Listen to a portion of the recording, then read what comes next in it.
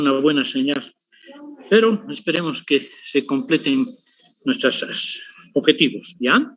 Hoy vamos a hablar de la aterosclerosis, que como ya ustedes deben saber, es una variedad de arteriosclerosis. Las otras dos variedades son la arteriolosclerosis y la arteriosclerosis calcificante de la media. Y como consecuencia de la arteriosclerosis, obviamente tenemos que hablar de un tema importantísimo, que es la cardiopatía isquémica. Bien, aquí tienen ustedes justamente en relación a la aterosclerosis, que es el término general para tres tipos de vasculopatía arterial: la arteriosclerosis de Monkeberg, la arteriolosclerosis y la aterosclerosis. ¿Sí? La arteriosclerosis de Monkeberg es una esclerosis calcificada, hay una calcificación distrófica de la túnica media de las arterias y que generalmente compromete a las arterias de mediano calibre. ¿Ya? Muy bien. Estas calcificaciones van a dar una forma en anillo a las arterias y tienen, desde el punto de vista imagenológico, un aspecto de tallo de tubería. Puede coexistir, y eso es lo que normalmente ocurre, con otros tipos de arteriosclerosis, sobre todo con aterosclerosis. Luego tenemos la arteriolosclerosis, que es compromiso de la íntima, ¿ya? A diferencia de la de Monkeberg, que compromete la media, es un compromiso de la íntima y que consiste en un engrosamiento que puede ser hialino cuando es benigno el problema, o que puede ser proliferativo e incluso con necrosis fibrinoide cuando es más agresivo. ¿Ya? La aterosclerosis, que es la que nos compete a este tema relacionado con la cardiopatía isquémica, que consiste en una lesión básica que es la placa aterosclerótica. ¿Ya? Pues que compromete la íntima. Sí, claro, yo lo cierro, nada más. Ok, entonces compromete las arterias generalmente de gran calibre o mediano calibre y, claro, sus consecuencias clínico-patológicas son muy variadas y muy importantes desde el punto de vista patogénico de la enfermedad, ¿ya? Tenemos entre las más importantes la cardiopatía isquémica, el ictus apoplético, la enfermedad isquémica renal, intestinal y la vasculopatía oclusiva periférica. Y también la patogenia está incierta, pero hay varias hipótesis al respecto, ¿no? Y como sabemos, es multifactorial. Factores que se han clasificado, como ya vamos a ver, en factores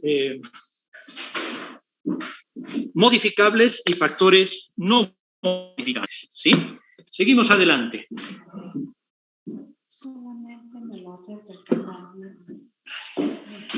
Muy bien, entonces, es la enfermedad arterial más frecuente e importante.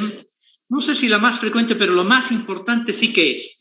Es la enfermedad arterial más importante desde el punto de vista de la morbimortalidad que condiciona sus complicaciones, ¿sí? ¿Me siguen escuchando? Sí, doctor. Perfecto. Ya decíamos que comprometía las arterias musculares mayores, de mayor diámetro, y pequeñas también, y también compromete la aorta, o sea, la arteria elástica, ¿no? La aorta. Yo diría que la mayor afectación ocurre a nivel de la aorta y sus ramas, ¿no? Y claro, ¿qué es la placa ateromatosa? La placa ateromatosa es una lesión circunscrita que puede ser múltiple, pero circunscrita, y que puede comprometer amplias áreas de las arterias o pequeñas áreas de las arterias, ¿no? Y se caracteriza por la presencia de un núcleo central de colesterol, la presencia de ésteres de colesterol, macrófagos cargados de lípidos, que son las células espumosas, calcio y restos necróticos, ¿sí? Esta placa ateromatosa evoluciona con el tiempo, es por eso que es una enfermedad de los adultos, sobre todo a partir de los 50 años, pero claro, si los factores de riesgo son muy grandes, muy fuertes, esto puede ocurrir antes, ¿no? Y sus complicaciones, como les decía, son la ulceración o hemorragia, la calcificación de la placa, la formación de trombos y la formación de tromboémbolos, ¿sí? Aquí tenemos como esta es una enfermedad multifactorial, no solo hay una causa, sino que son múltiples los factores, entonces más que hablar de causas, hablamos de factores de riesgo. Y entre los factores principales de riesgo para esta enfermedad, para la aterosclerosis y sus complicaciones, están justamente los modificables que decíamos, los constitucionales y los emergentes, ¿no? Entre los emergentes hay varios factores de riesgo, algunos de mayor importancia que otros, ¿ya? Los modificables son más importantes, los modificables más importantes son la dislipidemia, la hipercolesterolemia, etcétera, la hipertensión arterial sistémica, la diabetes mellitus, el hábito tabáquico, y entre los emergentes, que son modificables, pero no tan importantes como estos cuatro, están las influencias ambientales, la obesidad, las hormonas, la deficiencia de estrógeno, ¿no? Los anticonceptivos orales, la inactividad física, el estilo de vida estresado, la hemocistinuria, que es un factor importante que está surgiendo ahora con fuerza. El papel del alcohol es discutible, ¿sí?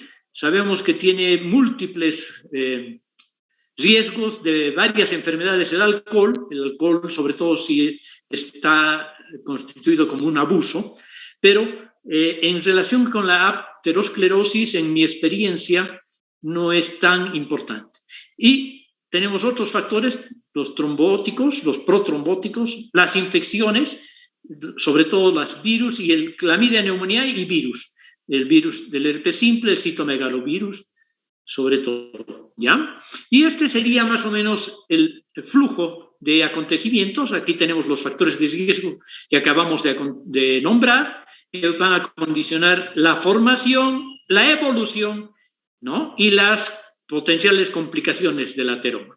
Pero antes de que se complique, va a producir una obstrucción parcial progresiva del flujo de sangre, que cuando llega a un nivel crítico, esta obstrucción de aproximadamente el 70-75% puede producir angina, sobre todo la angina estable, la clásica, angina de pecho, que posteriormente se complica la placa ateromatosa con hemorragia, rotura, liberación de la placa, ulceración del endotelio, y todos estos factores van a provocar en el 90 o un poco más por ciento de los casos una formación de un trombo circunscrito a la zona de la placa ateromatosa complicada. ¿Sí? La trombosis de la placa va a producir obstrucción total o casi total del flujo sanguíneo, sobre todo total. Y si es total, obviamente la complicación más importante a nivel cardíaco es el infarto, pero también a nivel de otros órganos. Pero ahora estamos hablando del corazón. Entonces, la complicación del infarto agudo de miocardio es la insuficiencia ventricular izquierda, que puede ser leve, moderado o grave y puede conducirnos al choque cardiogénico. ¿Sí? Aquí tenemos algunas imágenes macroscópicas, radiográficas de las placas ateromatosas que, como ustedes pueden ver, pueden ser simétricas o asimétricas. En este caso estamos viendo una placa asimétrica. Este territorio de la arteria está relativamente flexible, sin compromiso ateromatoso, mientras que toda esta otra región está comprometida por la placa ateromatosa. Esta es una asimétrica, ¿no? Lo mismo que aquí, se ve que es asimétrico. Estas placas asimétricas responden bastante mejor a la nitroglicerina, a los vasodilatadores. Aquí, en cambio, tenemos una placa simétrica. Y aquí tenemos una imagen macroscópica de una arteria con una tremenda placa ateromatosa, pero que es asimétrica y que está condicionando no mucha disminución de la luz vascular y deja un buen territorio de pared arterial flexible, ¿no? Que puede dilatarse relativamente. Y aquí tenemos una placa ateromatosa complicada con un trombo tremendo, casi oclusivo. Y este es el dibujo esquemático para que se comprenda mejor el compromiso, ya sea asimétrico o simétrico. No se olviden que la aterosclerosis, cuya lesión básica importante es la placa ateromatosa, compromete la íntima de los vasos. ¿ya? De ahí su importancia, ¿no? Puede ser entonces asimétrica o puede ser simétrica. Y estas placas simétricas responden mucho menos a los vasodilatadores y otros tratamientos. Bueno, y así podemos ver las complicaciones de la placa ateromatosa, sus características, la evolución en el tiempo, una trombosis oclusiva, aquí también un trombo. Bueno, y claro, las alteraciones como consecuencia de las complicaciones de la placa ateromatosa, el infarto agudo de miocardio, ¿sí? O una cardiopatia isquémica en sus diferentes variedades, ¿sí? Entonces, la patogenia no es del todo conocida, pero hay hipótesis que cada vez se acercan más a la verdad, ¿no? Estaban antiguamente la hipótesis trombogénica, la hipótesis de la proliferación clonal, la hipótesis de la insudación lipídica, que de hecho es un evento inicial importante, ¿no? Por la disfunción endotelial, y la hipótesis más aceptada, que en realidad resume todas estas otras, la hipótesis de la respuesta a la lesión, ¿sí? La Chlamydia pneumoniae participa también en esta patogenia. Bueno, entonces, ¿cuál es el pensamiento actual? Decíamos que es la respuesta a la lesión, ¿sí? Entonces, hay un acontecimiento inicial y una progresión sucesiva de acontecimientos a lo largo del tiempo. Suele ser una enfermedad crónica, evolutiva en el tiempo, que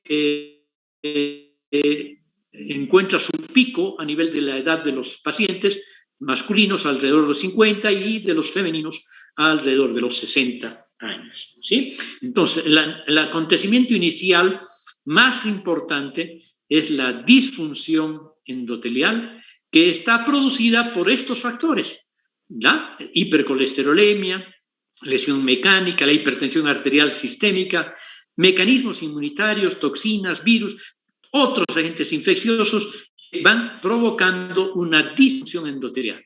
Obviamente, los más importantes son estos, ¿no?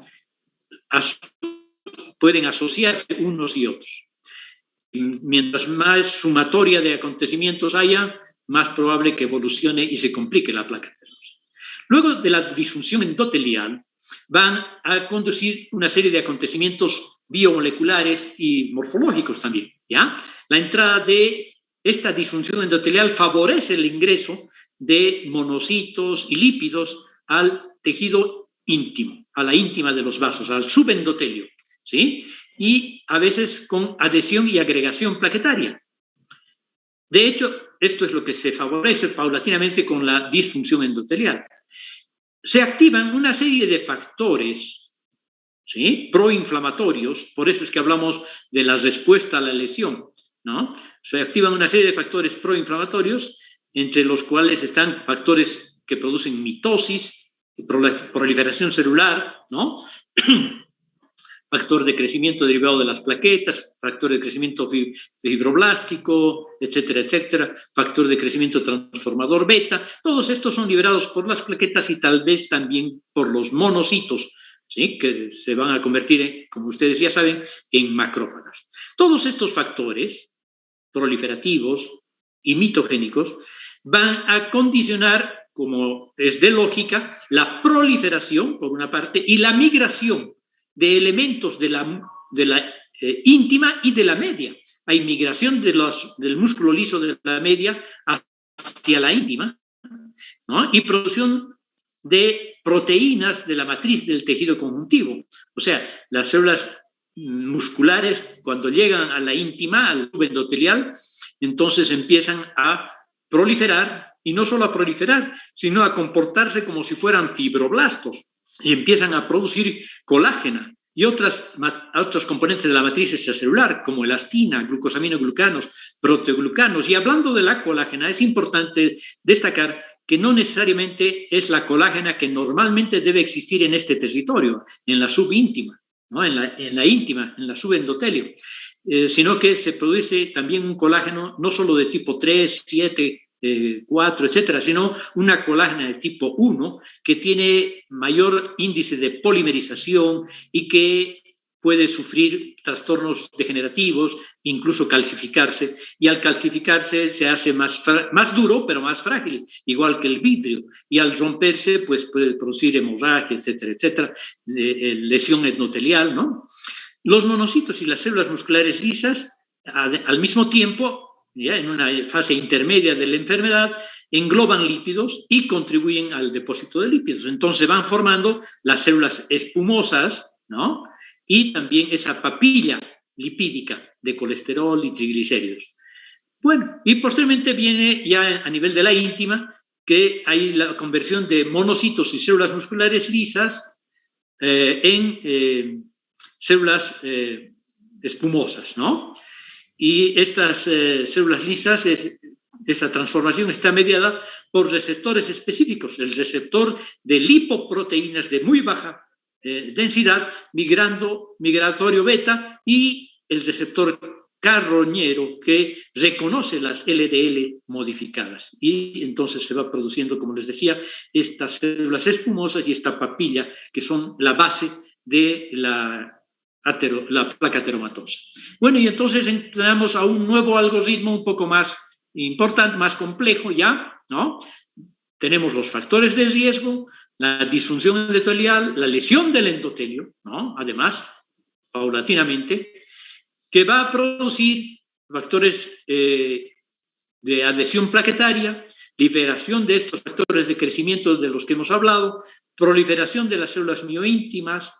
Por otra parte, hay migración hacia la íntima de los monocitos para convertirse en macrófagos, con formación de células espumosas, que no solo son los macrófagos, ya les he dicho, ¿no? Las células musculares y las células mioíntimas también fagocitan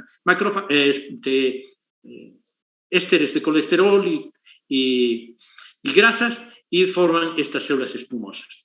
Estas células espumosas, a su vez, se activan por estos otros factores proinflamatorios que son múltiples, como van a ver en una diapositiva posterior, que son las múltiples citocinas que favorecen también, a su vez, la proliferación de las células mioíntimas, ¿sí?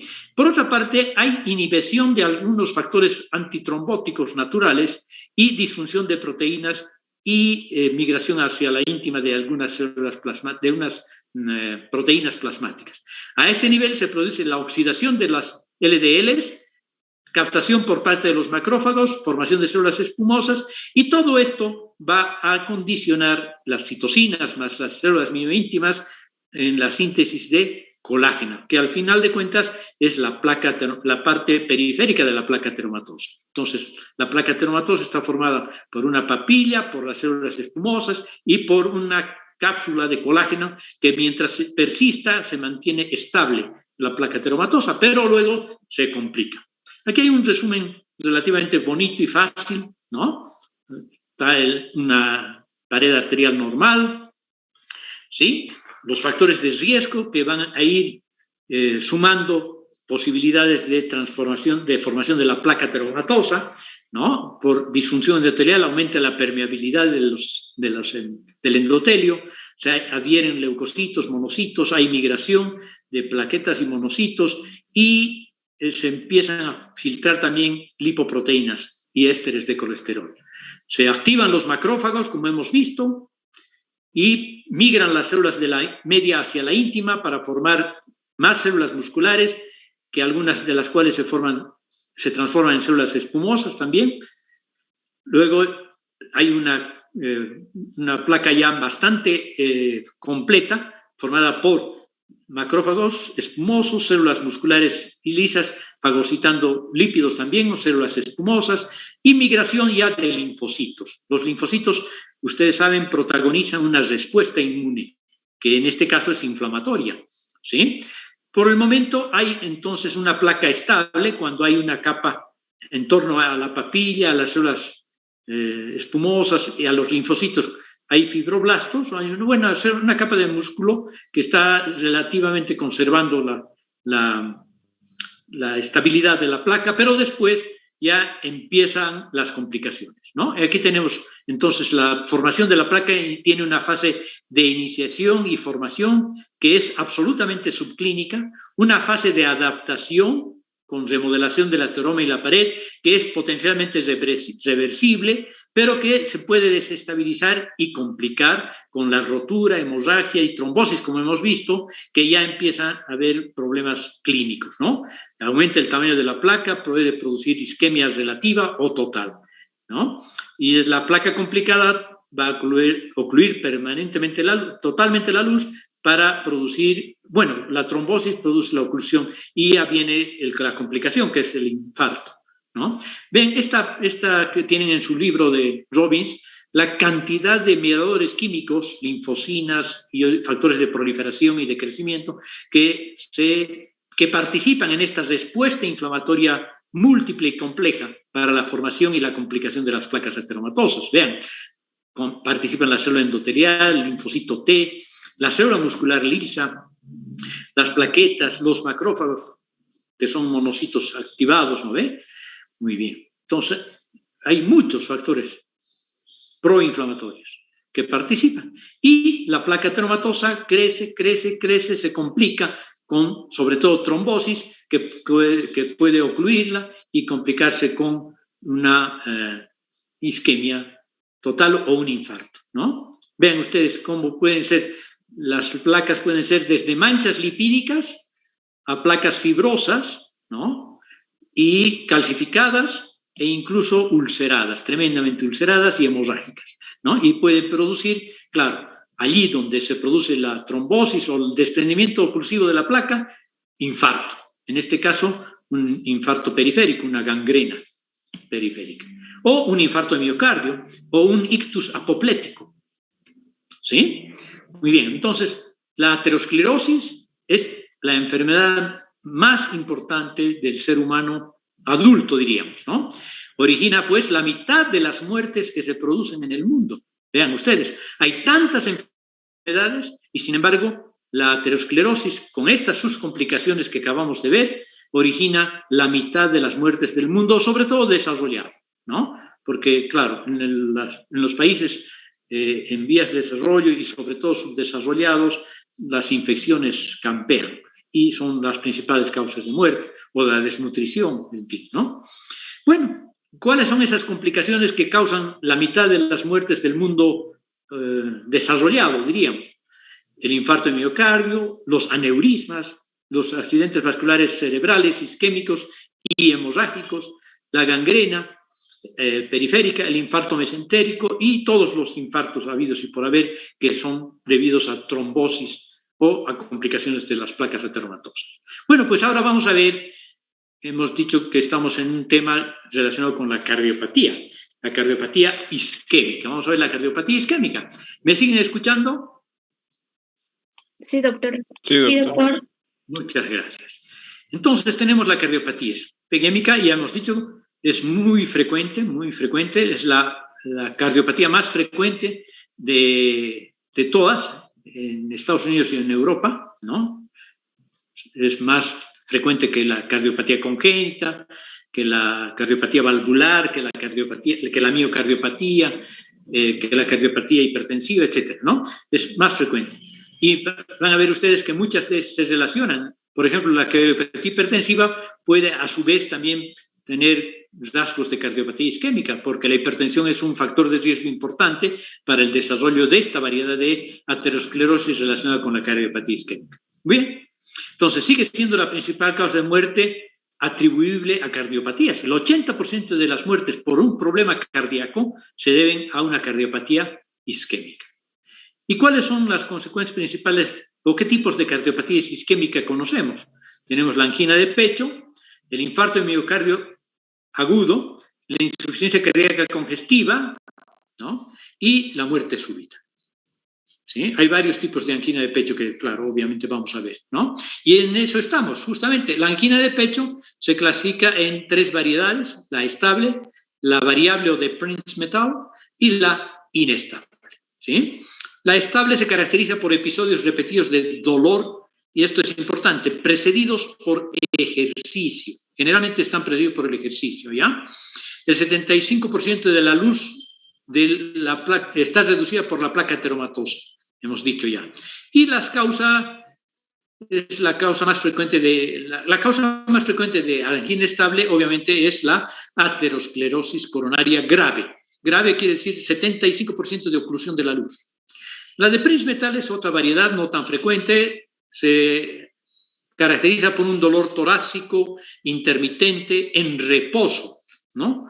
Mientras que la estable está precedida por el ejercicio típicamente, esta ocurre en reposo y por lo general se considera que la causa es un vasoespasmo coronario, ¿ya? Y la inestable, que también se inicia en reposo y está asociada a trombos casi oclusivos, pero no del todo oclusivos, que son los que causan el infarto agudo de miocardio, ¿no? Y siempre sobre placas ateroscleróticas, ¿sí? El infarto de miocardio consiste en un foco aislado de necrosis isquémica, que es una necrosis coagulativa, del miocardio, del corazón, ¿no? Del miocardio del corazón.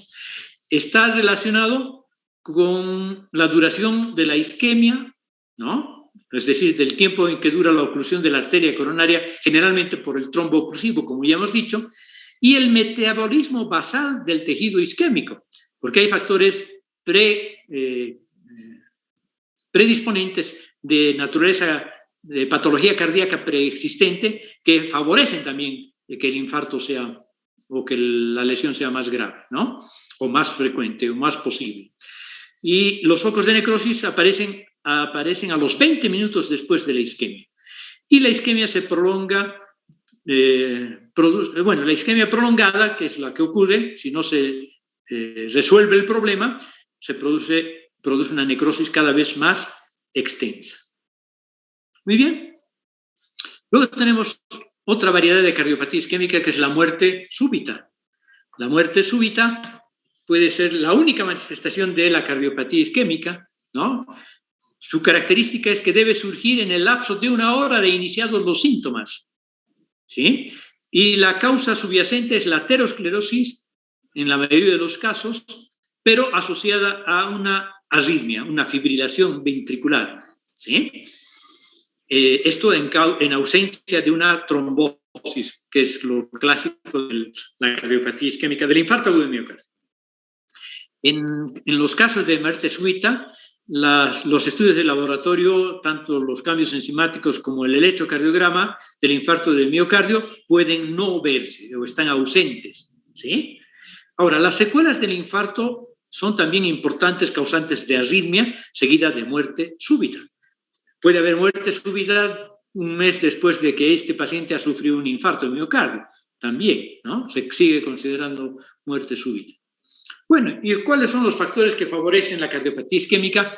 Va a depender del mecanismo. Si hay una disminución previa, preexistente, del aporte de oxígeno, entonces también se favorece la cardiopatía isquémica. ¿Y cuáles son esas condiciones? La aterosclerosis y trombosis, las tromboembolias, el espasmo de las arterias coronarias y muchas otras misceláneas.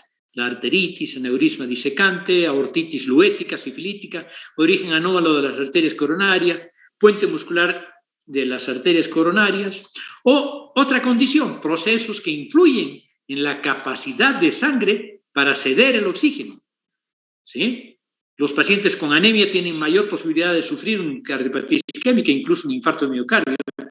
Una desviación de la curva de disociación de la oxihemoglobina, la presencia de monóxido de carbono en la sangre y otros venenos como el cianuro también van a evitar que las células cedan el oxígeno, ¿no? A nivel de los vasos sanguíneos en el pulmón.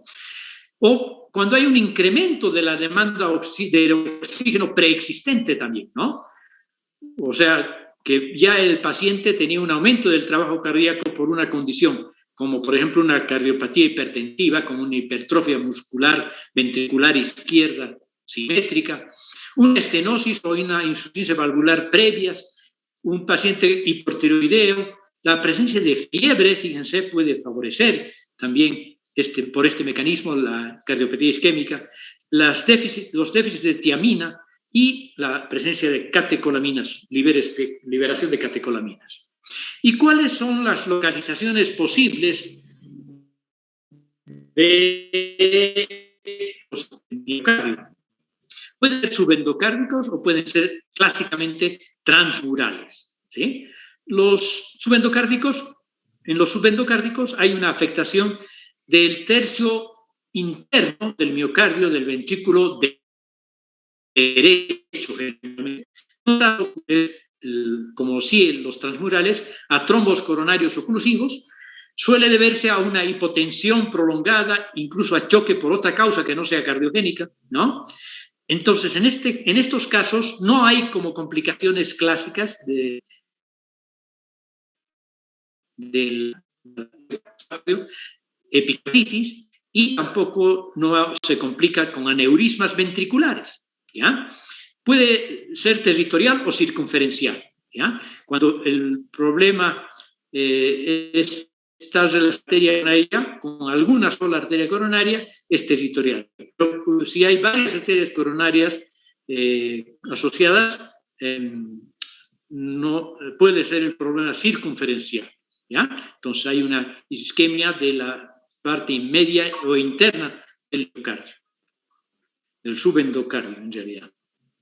Y los trombos murales, que son los infartos transmurales, que son los infartos clásicos, van a estar asociados a trombosis coronaria, ¿no? Con frecuencia, que ya les he dicho que es el evento que subyace al infarto agudo en más del 90% de los casos.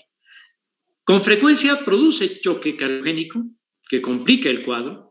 La epicarditis es frecuente y puede complicarse con aneurismas unifocal, compacto y ocupando el territorio de una arteria coronaria. ¿Cuáles son las arterias más frecuentemente comprometidas de esta manera? La coronaria descendente anterior izquierda, en la mayoría de los casos, 40-50% de los casos. La coronaria derecha, 30-40%. La arteria coronaria circunfleja izquierda, 15-20% de los casos. Característica morfológica de función de una placa ateromatosa con dispersión en un trombo oclusivo, en última instancia. Bueno, ahora veremos la evolución del infarto agudo de miocardio. La evolución anatomopatológica, sobre todo, ¿ya?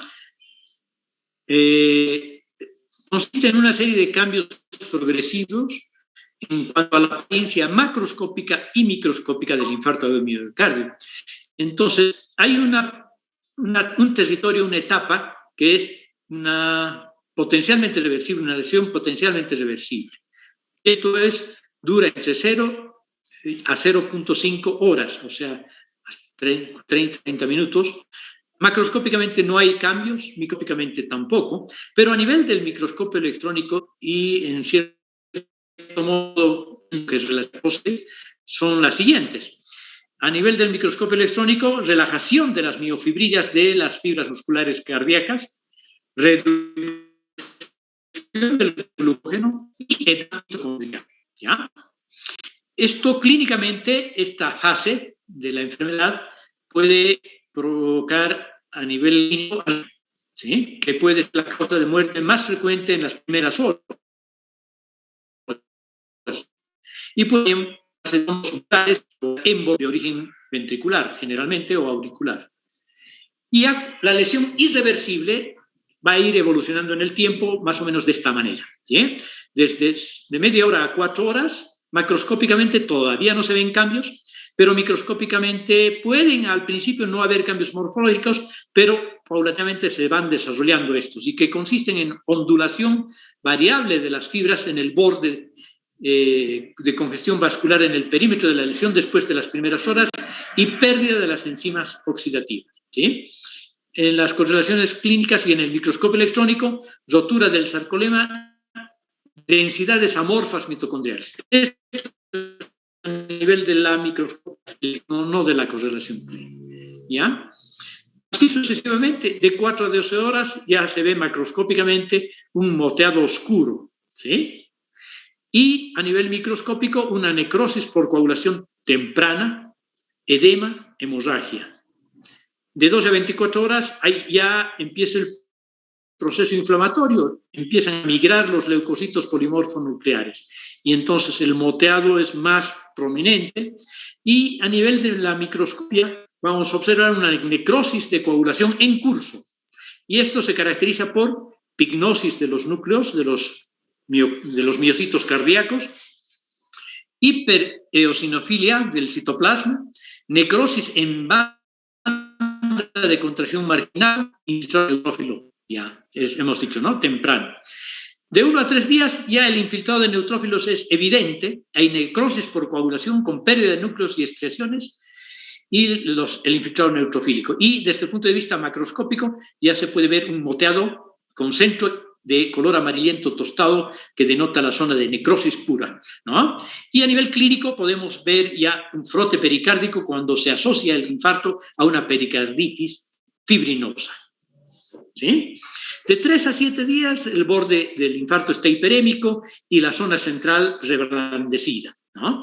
Y aquí empieza a haber desintegración de las miofibrillas muertas, destrucción de los neutrófilos transformándose en piocitos, empieza la fagocitosis temprana de estas células muertas, tanto de los miocitos muertos como de los neutrófilos muertos por parte de los macrófagos. Entonces, el infiltrado inflamatorio se va transformando de neutrofílico agudo en un infiltrado por macrófagos. Esta es la etapa en que hay mayor riesgo de rotura miocárdica con taponamiento cardíaco como complicación y eventual muerte del paciente, ¿no?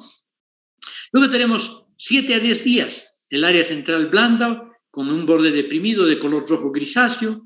Aquí hay abundantes macrófagos fagocitando todas las células muertas y empieza el tejido a formarse el tejido de granulación o la reparación tisular, ¿no? Un tejido de granulación inicialmente vascular, luego fibrovascular y después ya veremos el tejido fibroso, la cicatriz fibrosa, ¿sí? Aquí se puede producir un síndrome de Dressler inmunológico asociado con una pericarditis autoinmunitaria. Posteriormente, a los 14 a 10 días, sigue evolucionando el infarto con unos bordes deprimidos de color rojo grisáceo. El tejido de granulación está bien establecido, ¿sí? Donde hay mucha formación, neoformación vascular y depósito progresivo de colágeno para empezar a hacer la fibrosis, ¿no? De 2 a 8 semanas, la cicatriz ya no es rojo grisáceo, sino gris blanquecino, progresivamente hasta desde los bordes hacia el centro del infarto, y esto denota que hay un aumento de los depósitos de colágeno, ¿no? Entonces aquí hay una cicatriz colagenosa que va aumentando y una celularidad inflamatoria y necrótica disminuyendo. Luego, a los 2 meses ya se ve solo la cicatriz colágena y puede producirse ya el aneurisma ventricular como una complicación inmediata a nivel del área de la cicatrización, del área del infarto cicatrizado, en realidad. ¿Sí? Muy bien, entonces aquí tenemos unas alteraciones, una tumefacción mitocondrial, ¿no? Una relajación de miofibrillas. Esto es lo visto con el microscopio electrónico. Aquí lo más evidente es la tumefacción mitocondrial. Miren qué edematosas están, ¿no? Y la relajación de las miofibrillas también. Aquí hay alteraciones del sarcolema ya, miren, se está fragmentando. Densidades amorfas mitocondriales, que no se ven mucho aquí. Y ya después los cambios microscópicos que hemos descrito, vean ustedes, ¿no? Paulatinamente hay unas fibras más onduladas. Aquí se tiñe con cloruro de trifenil tetrazoilo, que se ve mejor esta zona de acidofilia. Empieza después la inflamación, ¿no? Infiltrado de neutrófilos. Vean ustedes las bandas tan prominentes. Empiezan a haber áreas de necrosis, los núcleos picnóticos. Los macrófagos van reemplazando a los macrófagos, van fagocitando el tejido muerto. Aquí empieza el tejido de granulación vascular, vasos de neoformación y proliferación de fibroblastos y depósito de colágeno, ¿no? Y así sucesivamente todas las etapas, aquí ya no en esquema, sino visto desde el punto de vista del microscopio óptico, con alguna atención especial para ver el tejido fibroso. Muy bien. ¿Cuáles son las manifestaciones clínicas del infarto agudo de miocardio? Típicamente son dolor torácico, náuseas, sudoración, disnea, cambios electrocardiográficos típicos, elevación de las enzimas específicas, ¿no? Sobre todo CPK-MB y troponinas. Actualmente troponinas son las que se miden porque aparecen más temprano y desaparecen más tarde. ¿Cuáles son las manifestaciones clínicas? La muerte súbita, hasta en el 25% de los casos. Riesgo de muerte en el primer mes, 7 a 10% de los casos. Complicaciones tardías, casi el 100% de los infartados tienen complicaciones. Por eso es que tienen que cambiar su estilo de vida, tener bypasses, etcétera, ¿no? Y el tratamiento precoz, obviamente, médico, ha mejorado muchísimo el pronóstico e incluso la aparición de estas complicaciones tardías. Otras complicaciones importantes son las arritmias, que como le hemos dicho ya, son las principales causas de muerte súbita o de muerte no súbita, ¿no?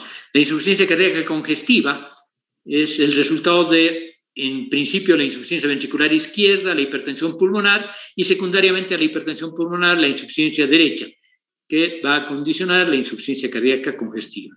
Otra complicación es el choque cardiogénico, ¿sí? Más de cuando la zona de infarto es amplia, más del 40% del ventrículo infartado, entonces es casi seguro que haya un choque cardiogénico como complicación, ¿no? Con hipoperfusión tisular periférica. La rotura ventricular es también una complicación con pericarditis o el cortocircuito de izquierda a derecha cuando la rotura es a nivel del tabique interventricular, ¿no? La pericarditis o la muerte súbita también por hemorragia masiva, ¿no? El taponamiento cardíaco y eventualmente incluso si la rotura es feroz, la hemorragia con muerte rápida. Otras complicaciones, insuficiencia mitral grave por la rotura del músculo papilar, la pericarditis fibrinosa a larga data, la trombosis mural con formación de émbolos y embolización periférica hacia las arterias aortas y sus ramas, hasta la arteria aorta y sus ramas, el aneurisma ventricular, que también favorece la formación de trombos murales, el infarto repetivo, no es improbable que haya un segundo, un tercer infarto, y claro, se van haciendo más graves cada vez. Bueno, y aquí tenemos una imagen típica de una complicación tardía que hemos descrito, ustedes ya estarán viendo, una aneurisma ventricular. Vean esta dilatación sacular amplia del ventrículo izquierdo, ¿no? Que está comprometiendo la punta de este ventrículo y que tiene un engrosamiento fibroso del endocardio.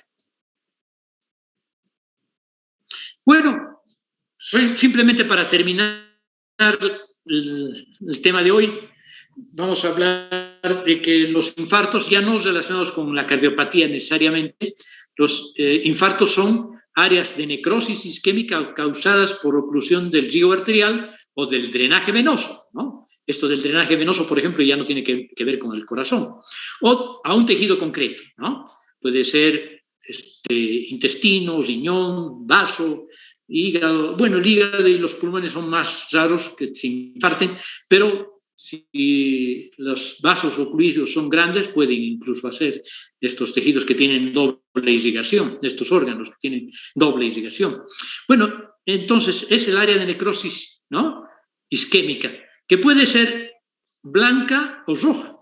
Blancos, isquémicos propiamente dichos, y rojos, primero congestivos y después isquémicos, ¿no? Como ocurre, por ejemplo, en las tromboembolias pulmonares, puesto que el pulmón tiene doble irrigación, arterias bronquiales además de la arteria pulmonar, entonces, mientras ya no hay sangre que llegue por la arteria pulmonar, si es masivo sobre todo, entonces sigue llegando por las arterias bronquiales, ¿no? Bueno, decía si es masivo, aunque si es masivo generalmente es muerte también súbita, ¿no? Pero si es submasivo, si son varios trombos en arterias relativamente importantes, pueden ser infartos rojos. O cuando hay una torsión de pedículo, como ocurre muy frecuentemente con un quiste paratubárico o un quiste ovárico, que por el peso del líquido que contiene, o de los tejidos sólidos que contiene, pero más frecuentemente por los tejidos líquidos que contiene, se bascula y en un momento de estos se puede torcer su pedículo y producir primero la oclusión de la vena, perdón, de la vena y recién después de la arteria. Cuando ya el tejido está congestivo, francamente tumefacto y congestivo, recién se produce la isquemia. Entonces se produce la necrosis en un tejido previamente relleno de sangre, ¿no? Súper congestionado. En cambio, los blancos son típicamente arteriales y no por el mecanismo isquémico, ¿no? Una trombosis arterial produce un infarto blanco en un órgano que no tiene, obviamente, doble circulación. Ahora, otro aspecto de los infartos pueden ser sépticos o asépticos. Asépticos, como un trombo que no está contaminado. Y séptico, cuando hay un trombo, por ejemplo, que nace en una endocarditis bacteriana, ¿no? Que tiene bacterias contaminando ese trombito que se produce en esa endocarditis. Entonces, los infartos que llegan al cerebro pueden producir un absceso cerebral. ¿Por qué? Porque derivan de un infarto séptico, de un tromboséptico, perdón, y produce un infarto séptico, ¿no? Un absceso cerebral, por ejemplo. Bueno, con eso terminamos la clase de hoy. Espero para el próximo miércoles darles 2 temas en compensación con la clase que no pudimos tener el anterior miércoles por fallas técnicas, ¿no? ¿Me han escuchado? Sí, doctor. Sí, doctor. Sí, doctor. Me despido de ustedes entonces agradeciendo su presencia. Adiós, adiós. Hasta luego, doctor.